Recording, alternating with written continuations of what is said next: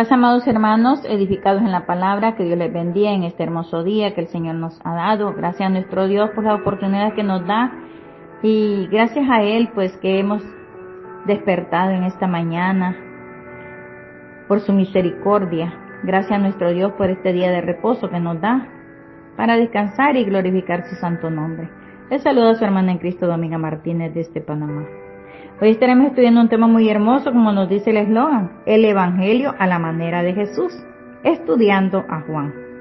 Estamos en la tercera semana. En esta fecha, 23 de septiembre de 2023. Y el tema que nos corresponde, el tema del Mesías. Tenemos unos textos bíblicos que nos dice Juan 4, capítulo 4, verso 25 al 30, que nos dice así. Le dijo a la mujer, sé que ha de venir el Mesías, llamado el Cristo. Cuando Él venga nos declarará todas las cosas. Jesús le dijo, yo soy el que habla contigo. En esto vinieron sus discípulos y se maravillaron de que hablaba con una mujer. Sin embargo, ninguno dijo, ¿qué preguntas o qué hablas con ella? Entonces la mujer dejó su cántaro y fue a la ciudad y dijo a los hombres, venid, ve un hombre que me ha dicho todo cuanto he hecho. ¿No será este el Cristo? Entonces salieron de la ciudad y vinieron a él. Una imagen conmovedora de conversión y testimonio, el Mesías era descubierto y dicho descubrimiento era dado a conocer con entusiasmo. Número 1. Estaba la percepción de que Jesús era el Mesías, en el verso 25. 2. Estaba la gran proclamación de Jesús, Él es el Mesías. 3. Estaba el espíritu contrario al Mesías, un pensamiento de orgullo y maligno, verso 27. 4. Estaba la proclamación de que Jesús era el Mesías, en el verso 28 y 29. 5.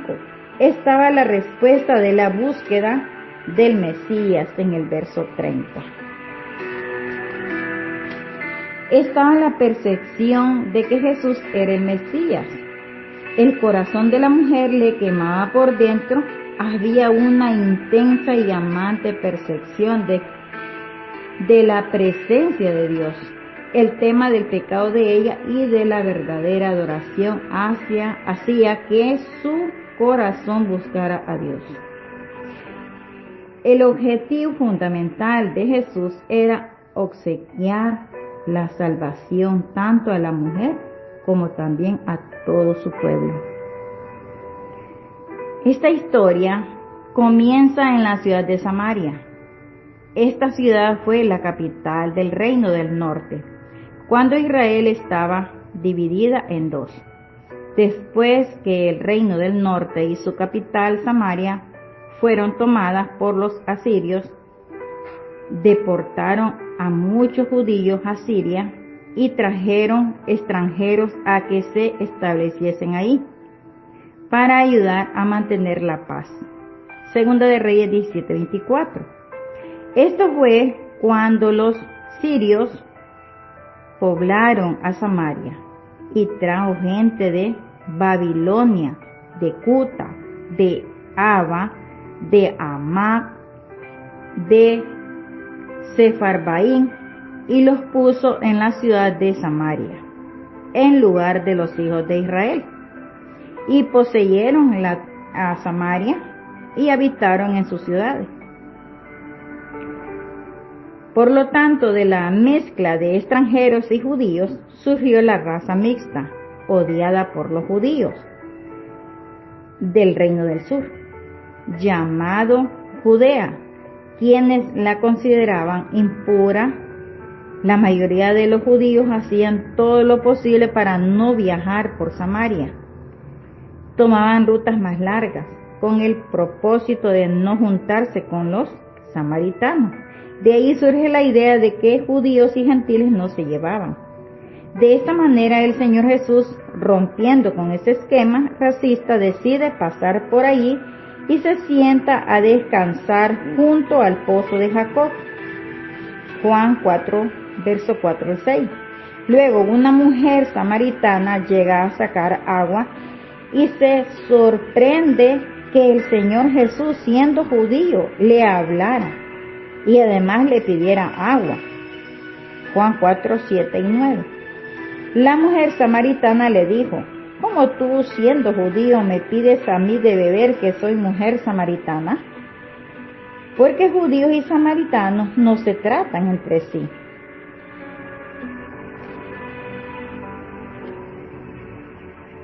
Miremos en el capítulo 4, verso 5 de Juan, que le dijo a la mujer: sea que de venir el Mesías llamado el Cristo. Cuando Él venga nos declarará todas las cosas. Al decir esto, admitía que el conocimiento de los samaritanos era defectuoso. Ella anhelaba la iluminación perfecta. Recordemos que los samaritanos o judíos aceptaban el Pentateuco y por eso esperaban al profeta anunciado por Moisés en Deuteronomio 18, 15 al 18. Al parecer, los samaritanos no hablaban del Mesías como un rey o libertador, sino como el profeta. El concepto que esta mujer tenía de Cristo como maestro de todas las cosas era mejor que el de los judíos, que solamente esperaban un conquistador militar. Los samaritanos, que el profeta de Deuteronomio 18:15 enseñaría todas las cosas cuando llegara. Verso 26. Jesús le dice: yo soy el que habla contigo. Es importante destacar que este pasaje forma parte de una conversación de Jesús y la mujer samaritana, quien no solo es una mujer, sino también alguien de una ciudad enemiga. Pero Jesús, quien siempre trae paz y amor, no le importó, sino que le mostró el camino hacia la verdadera adoración y salvación. Es una declaración más importante de Jesús en el Evangelio de Juan, ya que es una afirmación clara de que Él es el Mesías, el Salvador del mundo, que esperaban los judíos. Se trata de una revelación que no solo ayuda a la mujer samaritana, sino también a nosotros, los que conocemos, que podemos tener una mayor comprensión de su palabra y de la identidad de Jesús. Podemos entender que Jesús es el yo soy, el que habla desde lo alto y el que nos guía en nuestro camino. Y así como habló con la mujer samaritana, Él nos habla a nosotros. Acerquémonos confiadamente al trono de su gracia y meditar en su palabra. Jesús le mostró a la mujer samaritana el camino hacia la verdadera adoración. Asimismo, Él nos guía en nuestro camino a una vida plena y abundante. También podemos ver en este pasaje de la importancia de la humildad y la apertura de mente y corazón. La mujer samaritana estaba cerrada a la idea de que el Mesías pudiera ser alguien diferente a lo que ella había creído, pero Jesús le abrió los ojos y le mostró la verdad. Debemos estar abiertos a la posibilidad de que nuestras creencias y opiniones puedan estar equivocadas y estar dispuestos a cambiarlas. Otra de las importancias de la misión evangelística de Jesús y la nuestra como seguidores, como seguidores suyos, aun cuando la samaritana podría considerarse su enemiga. El Mesías le ofreció la salvación. Debemos seguir su ejemplo, llevar el mensaje de amor y salvación de Jesús a todas las personas, sin importar su origen, raza, género o creencias. Jesús mostró un amor incondicional hacia todos. Él se acercó a una mujer que estaba marginada y rechazada por la sociedad y le ofreció su amor y salvación. Asimismo nos ama a nosotros, con errores y defectos. Solo debemos confiar en su grande amor y entregarnos a Él, sabiendo que Él nos ama y nos guiará en nuestro camino. Hasta este punto de la historia del encuentro entre Jesús y la mujer samaritana, hemos visto diferentes temas: el contexto del encuentro, los temas de conversación entre ellos, el agua de vida, el pasado conyugal de la mujer, el lugar en donde se debe adorar a Dios y muchos otros. Continuamos con nuestro estudio de la historia de Jesús y la mujer samaritana. Y el texto de hoy podremos ver y entender que Jesús es el Mesías de Dios, el Cristo. Hoy haremos un análisis, estudio y aplicación de los textos de Juan 4, 25, 26 hasta el 30.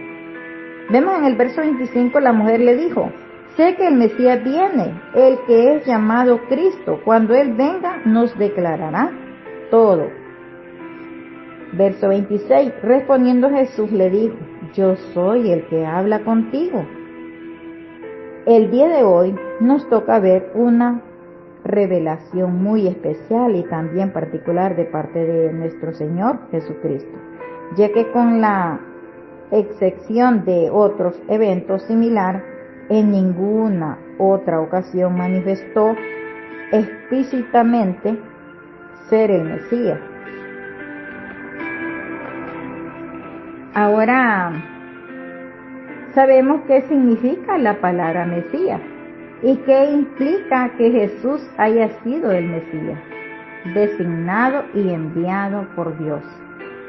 El significado de la palabra Mesías y qué implica que Jesús haya sido el Mesías. Para comenzar, debemos decir que tanto la palabra Mesías del hebreo, Masai, como la palabra griega Cristo tiene el mismo significado, el cual es ungido. Observemos en el Antiguo Testamento, las personas elegidas por Dios para realizar tareas especiales eran ungidas con aceite. Esto es importante porque hay una continuidad en el significado y en la implicación de esta palabra que se comparten en ambos testamentos. Veamos un poco más al respecto. Los siervos escogidos por Dios en el Antiguo Testamento, Dios mismo les hablaba a sus siervos para indicarles que tal o cual persona debía ser ungida. Cuando dicho acto se llevaba a cabo, él mismo servía como testimonio de la elección y del llamado de Dios para que dicha persona le sirviera. Sucedía normalmente que él concretaría el hecho, es decir, una vez ungida, esas personas comenzaban a vivir una nueva experiencia relacionada más íntima con Dios, y aunque el momento de comenzar con la tarea no siempre era inmediata, la persona tenía en claro que debía hacer cuando dicho momento llegara. Así, por ejemplo, podemos ver que tanto Saúl en 1 Samuel 10:1 como David en 1 Samuel 16:1 al 13 fueron ungidos para ser reyes de Israel. Ambos fueron ungidos y un tiempo después pudieron cumplir el mandato divino. Obviamente no fueron los únicos.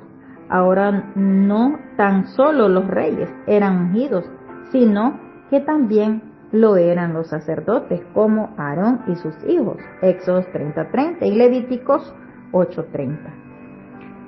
Y asimismo los profetas como por ejemplo Eliseo en 1 Reyes 19:16 Y hay más ejemplos. Si lo buscamos, todo esto nos lleva a decir que cada persona elegida por Dios para realizar una tarea específica para su servicio era ungida. Este ungimiento valía como una designación particular de Dios y como un testimonio para la persona llamada y para los que presenciaron tal acto. La expectativa y la esperanza de la llegada del Mesías de Dios fue después de la promesa de David, que los judíos pudieron comprender que cierta persona llamada el ungido de Dios vendría para ocupar el trono de David.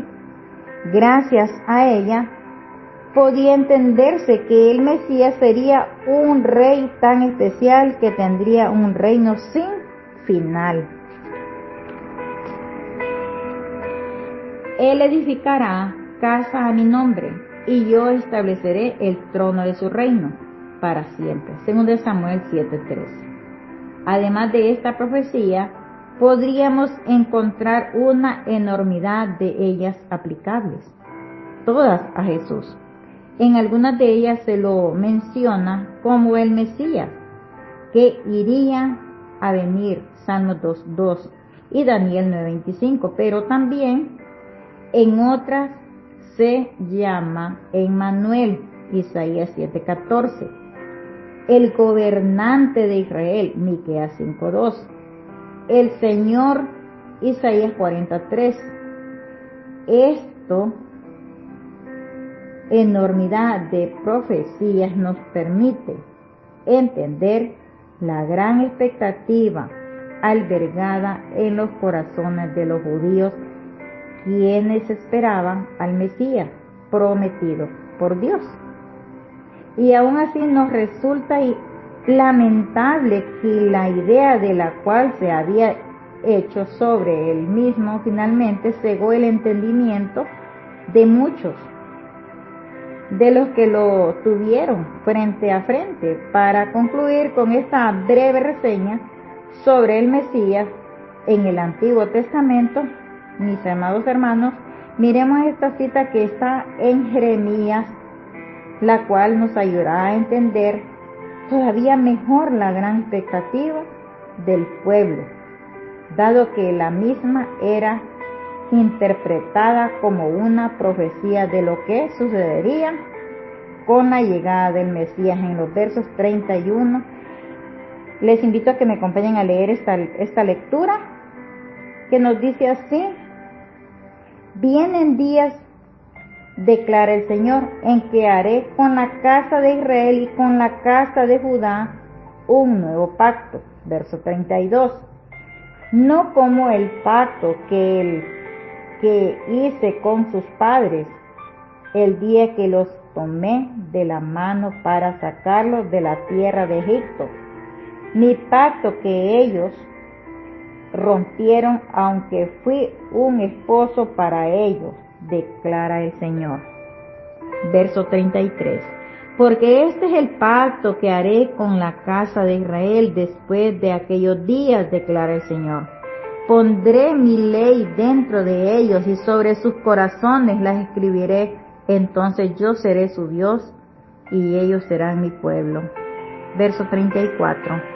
No tendrán que enseñar más cada uno a su prójimo y cada cual a su hermano, diciendo: ¿conoces al Señor? Porque todos me conocerán, desde el más pequeño de ellos hasta el más grande, declara el Señor.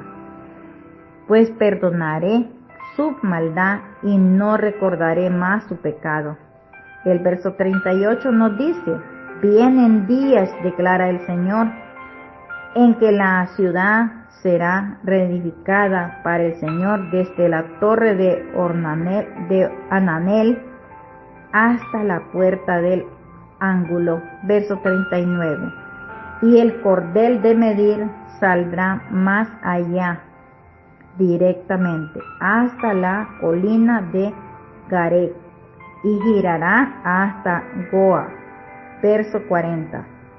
Y todo el valle de los cadáveres y de las cenizas, y todos los campos hasta el arroyo Cedrón, hasta la esquina de la puerta de los caballos hacia el oriente, serán santos al Señor.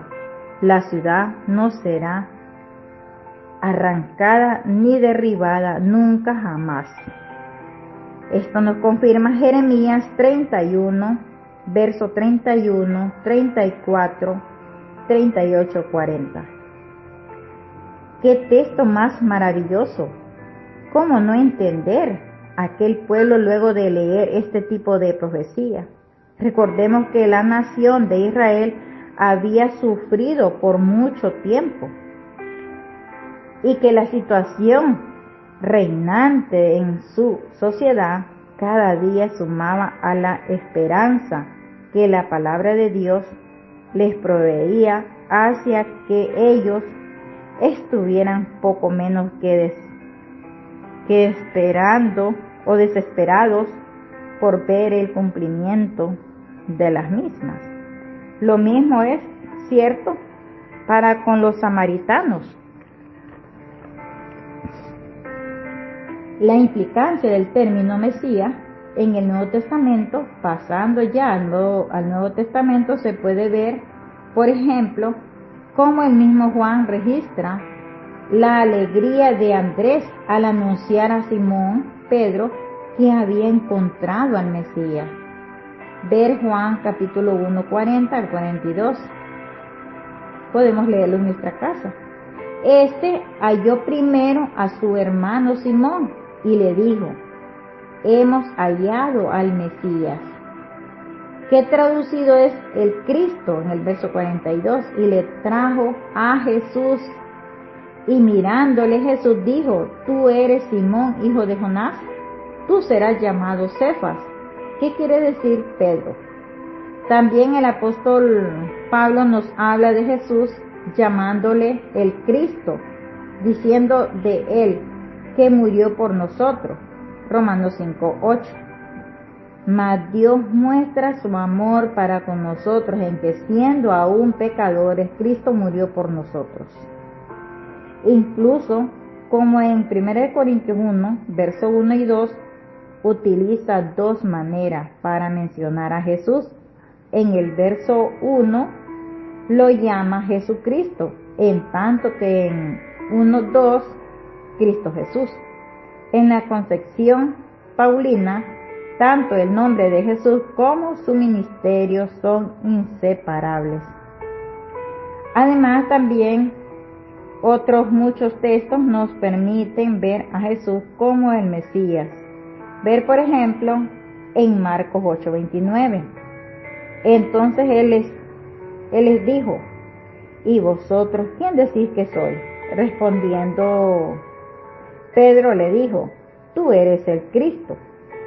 Juan capítulo 1, verso 41. Y el verso 10 al 24. Y el 25. Mas ella de estos textos fue particularmente el Evangelio de Mateo quien procuró demostrar este hecho. Mateo nos da abundantes referencias acerca de las profecías hechas sobre Jesús. En muchos versículos de su Evangelio encontramos la frase escrita: está asociada con el Mesías. Esto es lógico, dado que él intentó demostrar al pueblo judío que en Jesús se cumplirían las profecías mesiánicas. Podemos ver algunas de estas referencias en Mateo capítulo 2, verso 2, el capítulo 4, verso 6 al 7, capítulo 11, verso 10 y capítulo 16, 26 y 24. En el capítulo 26 y 31. Pueden leerlo en sus casas, que da la referencia también como el Mesías. La mujer le dijo: sé que el Mesías viene, que es llamado Cristo. Ya habíamos analizado la pregunta anterior de dicha mujer. Ella le había preguntado por el lugar correcto de adoración. La respuesta de Jesús obviamente había descolocado a la mujer, dado que él había cambiado el enfoque de lo que en verdad era importante. Ni en este monte ni en Jerusalén, sino que lo importante es adorar en espíritu y en verdad. Por ende, mientras ella pensaba en el lugar, Jesús le habló de la manera adecuada de hacerlo y al mismo tiempo le dijo, bien, en claro que la controversia que mantenían los judíos y samaritanos por este tema intrascendente que llevó a la mujer a cambiar abruptamente de tema. Esto es algo que podemos suponer ante tamaña declaración de Jesús. Jesús, alguien que ya le había demostrado que no era un hombre común. Ella por fin declaró algo que tenía mucho sentido. La autoridad final estaría en la persona del Mesías. Él sin dudas podría decir con total autoridad que era lo verdaderamente importante para Dios. Solo el Mesías podría y debería ser escuchado. Esto claramente desencadenó la afirmación de Jesús, pero analizaremos su respuesta más abajo. Por ahora es importante que podamos observar los siguientes temas. No solo los judíos esperaban al Mesías, sino que también los samaritanos. Pero, ¿cómo sería esto posible, dado que ellos solo aceptaban el Pentateuco y no los libros proféticos? Bueno, es que es posible encontrar una referencia al Mesías en el libro de Génesis. El cetro no se apartará de Judá, ni la vara de gobernante de entre sus pies, hasta que venga. Silo es interpretado como la persona asignada por Dios, como el gran rey de parte de Dios. Además, esta profecía también era más conocida, la de Génesis 3:15, por lo que la expectativa de la venida del Mesías era compartida tanto para los judíos como por los samaritanos. La declaración del apóstol Juan, esta declaración, el que es llamado Cristo, es otra de las evidencias de que las personas a quien se dirigía este evangelio no eran de procedencia judía. Fue el apóstol Juan quien escribió este evangelio casi al final de su vida, cerca del año 100 antes de Cristo. El mismo fue escrito en Éfeso para ser leído por la iglesia de esa ciudad de Asia Menor, por cristianos de procedencia mayormente griega. El apóstol Juan necesita y hace la aclaración de qué significa la palabra Mesías y a quién se le aplicaba, si bien era muy bien comprendida entre la población judía y samaritana, no lo era para otras culturas. Vale aclarar que no fue la mujer samaritana la que hizo esta aclaración, sino el escritor de este evangelio. La mujer hace la siguiente declaración: cuando Él venga, nos declarará todo. El pueblo de Dios esperaba al Mesías, de quien estaba profetizada su venida, y que tanto judíos como samaritanos esperaban su llegada, según la expectativa judía. Él tomaría el control sobre la nación de Israel y se restauraría el poder del reino de David. Pero según la expectativa samaritana, más allá de tomar el control, de tener autoridad y de gobernar, Él declararía y revelaría todas las cosas. Él tendría una autoridad tal que ningún hombre se le podría oponer. Esa era la esperanza, no solo de la mujer, sino de todo su pueblo.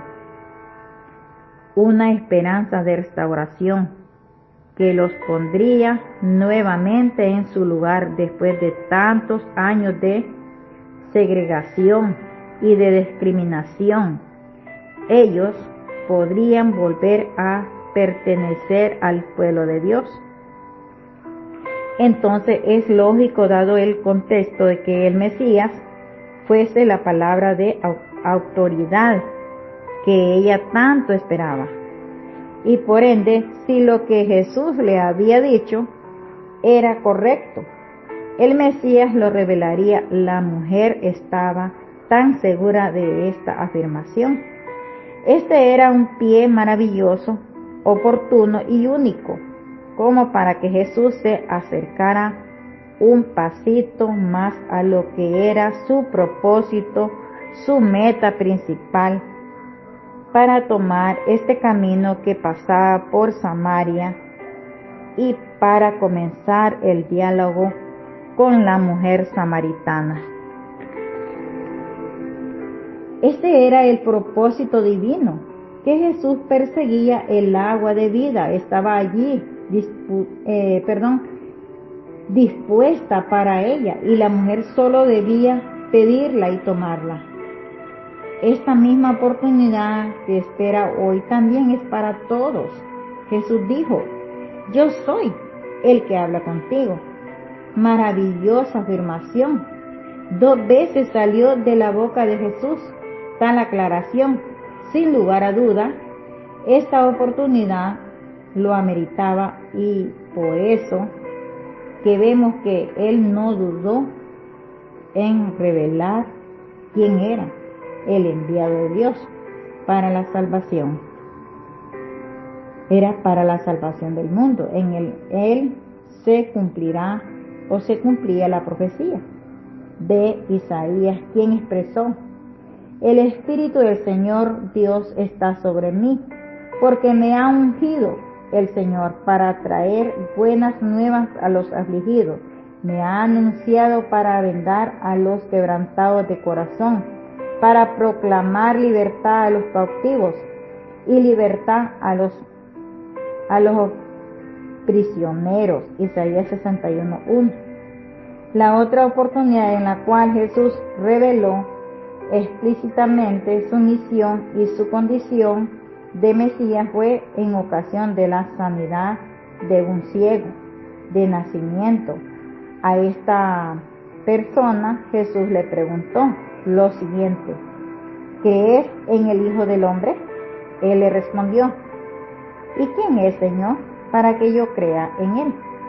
Jesús le dijo: pues tú lo has visto, y el que está contigo hablando, ese es.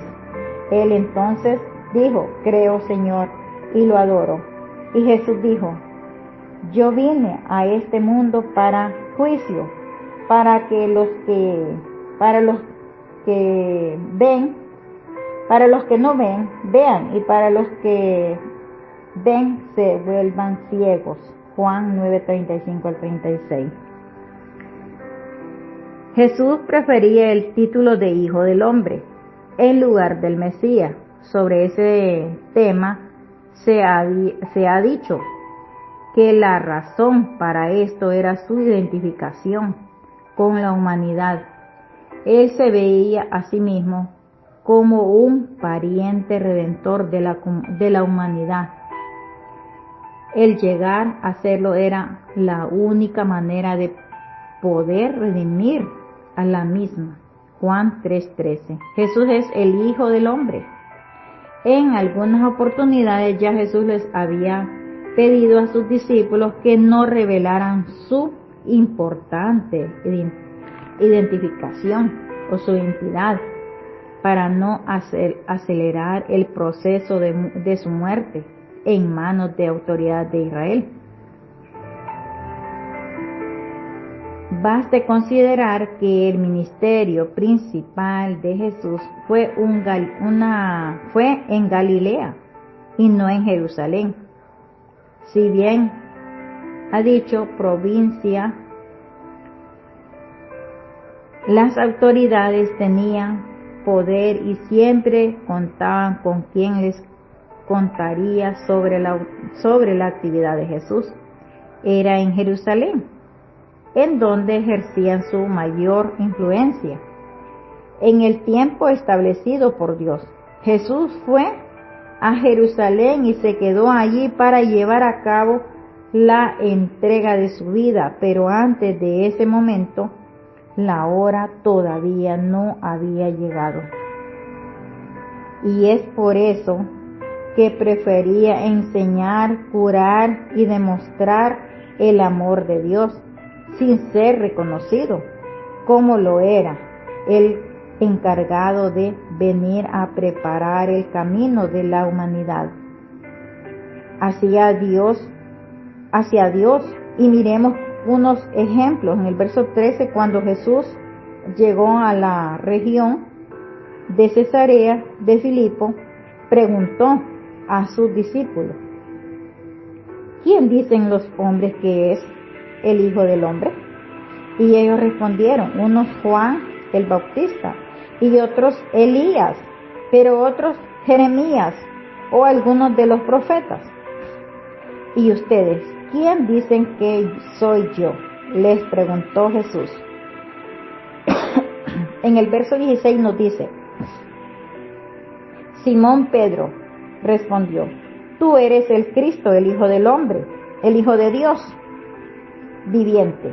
Entonces Jesús le dijo: bienaventurado eres Simón, hijo de Jonás, porque esto no te lo reveló carne ni sangre, sino mi Padre que está en los cielos. Entonces ordenó a los discípulos que a nadie dijeran que él era el Cristo. Mateo 16, 13, 17, 20.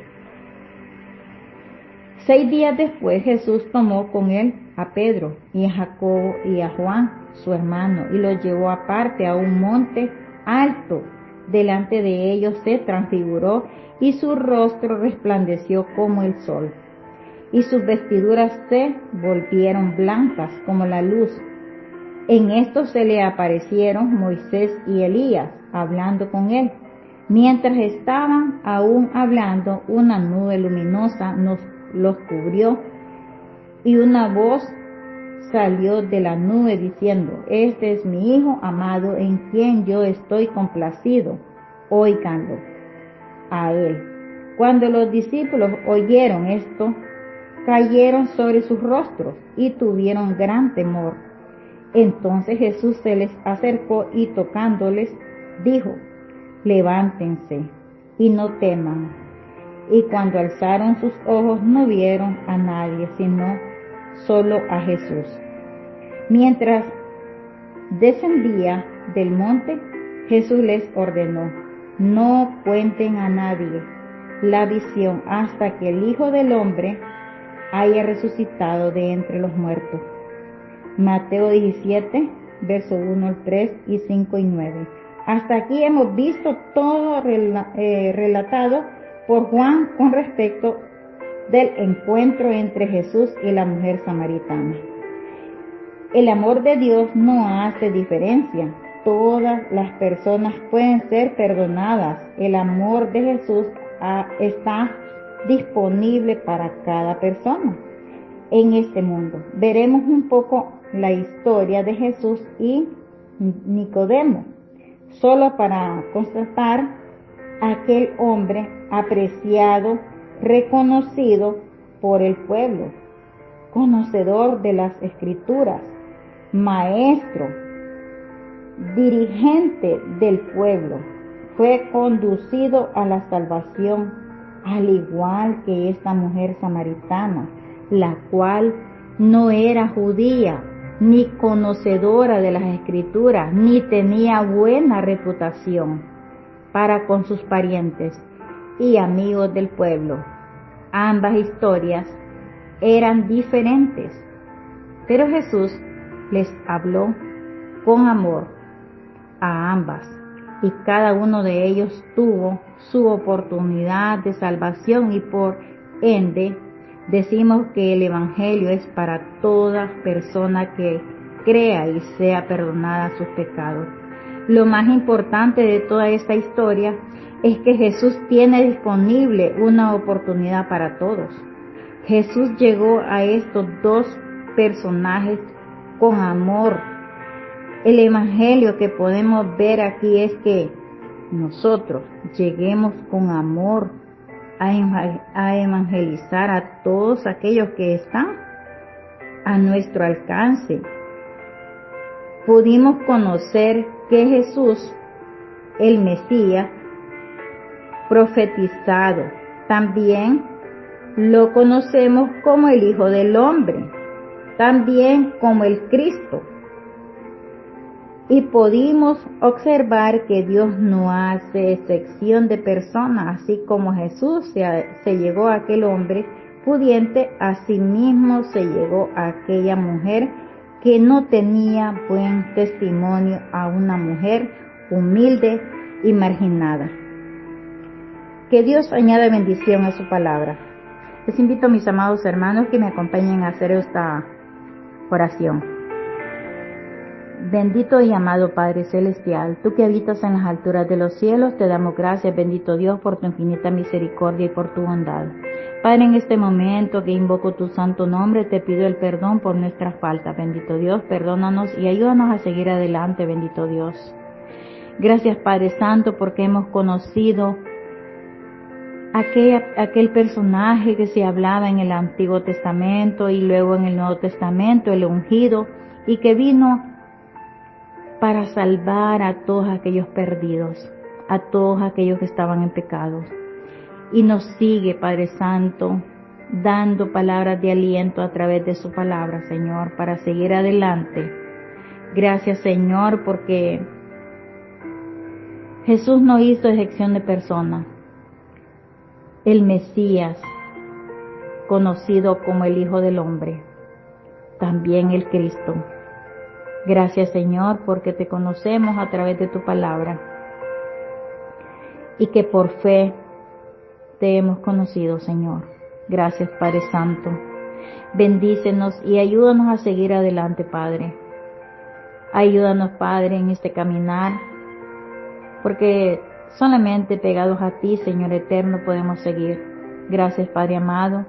Bendice este bello grupo de edificados en la palabra, a todos los expositores, a todos los oradores, a todos los integrantes y amigos, Señor, donde se encuentren.